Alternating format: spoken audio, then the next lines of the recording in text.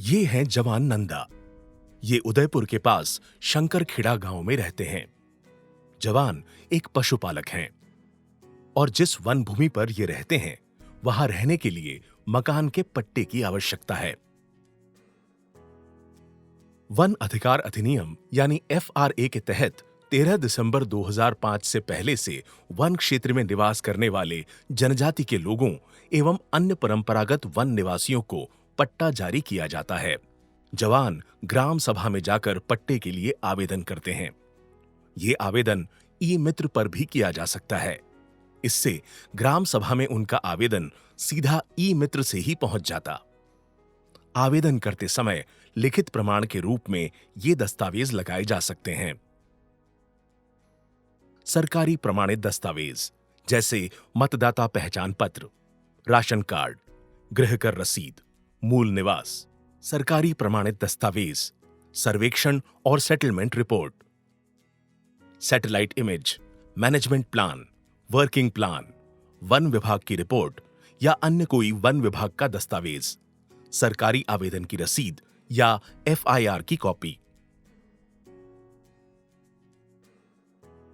जवान के पास कोई लिखित दस्तावेज नहीं है। FRA के तहत इस स्थिति में भौतिक और मौखिक प्रमाण भी पेश किया जा सकता है। भौतिक प्रमाण के रूप में आवेदनकर्ता के घर पर लगे पीपल, बरगद आदि के पेड़, कुएं, चार दीवारी आदि की उम्र का आकलन करके भी सत्यापन किया जाता है। मौखिक प्रमाण के रूप में आसपास रह रहे 75 वर्ष से अधिक उम्र के बुजुर्ग की मौखिक गवाही को भी आधार माना जाता है कि ये 2005 से पहले से यहां रह रहे हैं। जवान के आवेदन करने के बाद ग्राम सभा उनके आवेदन की जांच करती है और सत्यापन यानी वेरिफिकेशन का काम ग्राम वन अधिकार समिति को दे देती है। ग्राम वन अधिकार समिति ग्राम सभा द्वारा चुने गए लोगों की एक समिति होती है जिसमें कम से कम 10 और ज्यादा से ज्यादा 15 लोग होते हैं। इनमें से 1/3 सदस्य अनुसूचित जनजाति के और कुल सदस्यों में से 1/3 महिलाएं होती हैं। जैसे कि अगर समिति में कुल 15 लोग हैं तो 5 महिलाएं होंगी। वन अधिकार समिति आवेदन के 30 दिनों के अंदर जवान के यहां जाकर वेरिफिकेशन करती है। यह वेरिफिकेशन उस वन भूमि का होता है जिसका आवेदक को पट्टा चाहिए। ये घर भी हो सकता है और कृषि भूमि भी। वेरिफिकेशन के इस काम में वन अधिकार समिति के साथ वन विभाग का अधिकारी और राजस्व विभाग का अधिकारी यानी पटवारी मौजूद होता है। आवेदन के बाद जब तक वेरिफिकेशन की प्रक्रिया चल रही है तब तक जवान को वन भूमि से निकाला या बेदखल नहीं किया जा सकता है। वेरिफिकेशन के दौरान जवान के दावे की जांच की जाती है। उनके घर पर जो कुआं है उसे देखने से साफ जाहिर होता है कि ये 2005 से पहले का है। अगर इनके घर पर कुआं नहीं होता तो पीपल, बरगद आदि के पेड़ या किसी चार दीवारी को भी आधार माना जा सकता था, जिसे देखने से यह साबित हो कि ये 2005 से पुराना है। इसके साथ ही उनके पास रहने वाले बुजुर्ग ने भी उनके कई सालों से यहां रहने की मौखिक गवाही दे दी। वन और राजस्व विभाग के अधिकारी अपनी जांच और मौका रिपोर्ट ग्राम सभा की अगली मीटिंग से पहले दे देते हैं। अगर वन और राजस्व विभाग के अधिकारी वेरिफिकेशन के समय मौजूद नहीं होते हैं तो ऐसे में या तो वे ग्राम वन अधिकार समिति द्वारा किए गए वेरिफिकेशन को स्वीकार करते हैं। अगर वे इस वेरिफिकेशन को स्वीकार नहीं करते हैं तो वेरिफिकेशन फिर से करवाने के लिए कहते हैं। अगर दूसरी बार भी वन और राजस्व विभाग के अधिकारी वेरिफिकेशन के दौरान मौजूद नहीं होते हैं तो ग्राम सभा का निर्णय सर्वमान्य होता है। ग्राम सभा अपने निर्णय को उपखंड स्तरीय समिति को भेजती है। उपखंड स्तरीय समिति का अध्यक्ष उपखंड अधिकारी SDO, सदस्य सचिव ब्लॉक विकास अधिकारी BDO व अन्य सदस्यों में वन विभाग का अधिकारी और इसके अलावा जिला परिषद द्वारा पंचायत समिति से चुने गए 3 सदस्य होते हैं। इनमें 2 सदस्य अनुसूचित जनजाति के और कम से कम 1 महिला जरूर होती है। अगर उपखंड स्तरीय समिति को कोई आपत्ति नहीं है, तो वो अपना निर्णय आगे जिला स्तरीय समिति को भेज देती है।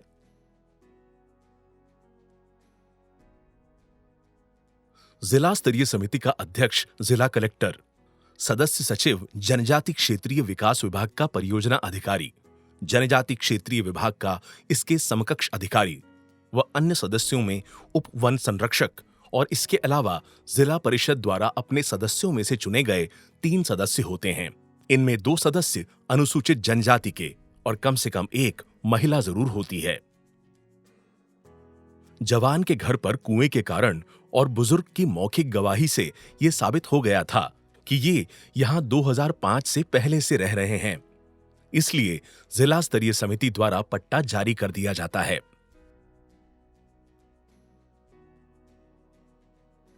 तो देखा आपने, जवान ने ग्राम सभा में आवेदन दिया, फिर वेरिफिकेशन हुआ। ग्राम वन अधिकार समिति ने अपनी रिपोर्ट ग्राम सभा को दे दी। ग्राम सभा ने मौखिक और भौतिक सत्यापन के आधार पर अपना निर्णय उपखंड स्तरीय समिति को भेजा। उपखंड स्तरीय समिति ने अपना निर्णय जिला स्तरीय समिति को भेजा और आखिर में जिला स्तरीय समिति ने पट्टा जारी कर दिया।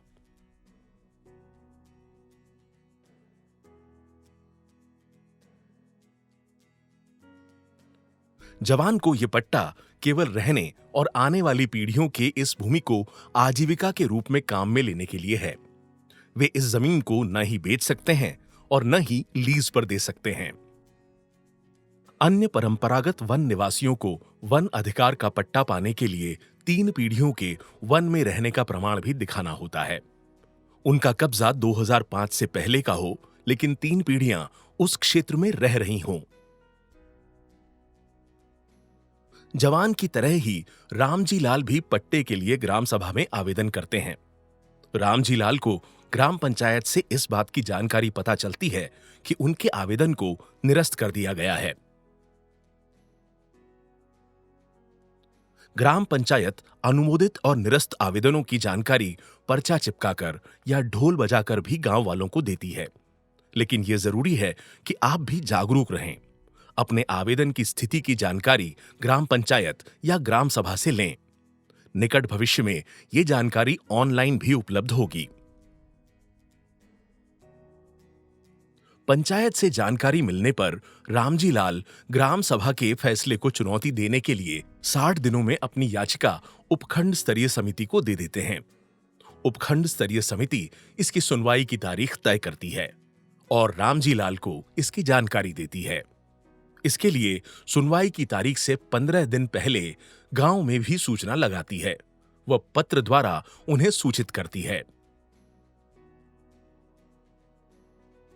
सुनवाई के बाद उपखंड स्तरीय समिति दस्तावेजों के आधार पर खुद वेरिफिकेशन करती है।